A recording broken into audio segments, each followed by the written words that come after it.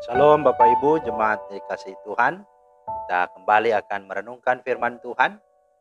Di hari yang pertama di minggu ini mari kita berdoa. Bapa di sorga, terima kasih buat hari baru yang Kau rahmati.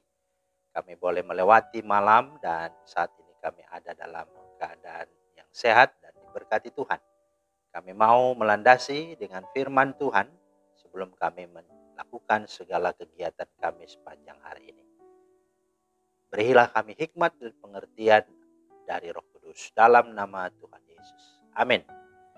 Bapak Ibu, firman Tuhan kita terambil dari Filipi pasal 2 ayat 2 dan 4. Karena itu sempurnakanlah sukacitaku dengan ini. Hendaklah kamu sehati sepikir dalam satu kasih, satu jiwa, satu tujuan.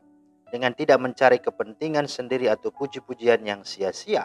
Sebaliknya, hendaklah dengan rendah hati yang seorang menganggap yang lain lebih utama daripada dirinya sendiri, dan janganlah tiap-tiap orang hanya memperhatikan kepentingannya sendiri, tetapi kepentingan orang lain juga. Itulah firman Tuhan yang menjadi dasar renungan kita pada hari ini. Tema kita adalah nilai sebuah ketulusan. Nah, sepasang suami istri beruntung mendapatkan tiket untuk bisa pergi ke rumah orang tuanya di kampung. Ketika naik bus, ternyata telah ada seorang wanita duduk di tempat duduk mereka. Inilah cerita dari si istri. Suami memintaku duduk dulu di samping wanita itu, namun tidak meminta wanita ini berdiri. Ketika aku perhatikan, ternyata kaki wanita itu cacat. Barulah aku tahu kenapa suamiku memberikan tempat duduknya. Suamiku terus berdiri dari Jogja sampai ke Nganjuk. Dari awal dia tidak berusaha memberi tanda kalau itu adalah tempat duduknya. Setelah turun dari bus, aku berkata kepada suamiku, memberikan tempat duduk pada orang yang butuh memang baik. Namun pertengahan perjalanan kan boleh memintanya berdiri agar gantian, kamu yang duduk. Kemudian suaminya menjawab, orang lain tadi sudah tidak nyaman seumur hidupnya. Aku hanya kurang nyaman selama 3 jam saja. Nah, mendengar perkataan ini sang istri sangat terharu. Dia berkata, betul sekali ya. Seumur hidup wanita itu sudah menderita karena cacat kakinya. Suamiku sedemikian baik, namun tidak mau orang lain tahu akan kebaikannya. Itu membuat diriku merenungkan arti sebuah ketulusan. Nah, saudara, pesan rohaninya adalah ternyata segala hal-hal yang menjengkelkan atau hal-hal yang menyenangkan itu hanyalah tergantung bagaimana pola pikir kita dalam menerima dan memandang sesuatu. Setiap hal dalam kehidupan ini bisa saja sangat menyiksa dan menjengkelkan bila kita menganggap dan memandangnya dengan negatif. Berdiri 3 jam di atas bus sangat menjengkelkan, bisa marah dan juga memaki-maki meski dalam hati. Tiap saat kita diperhadapkan untuk memilih antara mempertahankan hak atau tulus ikhlas berkorban. Pada saat kita melepaskan hak dan lebih memilih memberi, disitulah sukacita dan kebahagiaan akan muncul. Kita tidak menjadi bahagia karena kaya akan uang, tetapi karena kaya akan kebaikan. Berbagi dan limpah rasa ikhlas dan syukur. Melakukan hal baik tanpa diketahui orang lain dan tanpa mengharapkan apa-apa, tentu sangatlah mulia. Itulah makna dari sebuah ketulusan atau keikhlasan. Ada kebahagiaan tersendiri ketika kita mampu berbagi kepada orang lain. Dan inilah yang Rasul Paulus sampaikan dan maksudkan.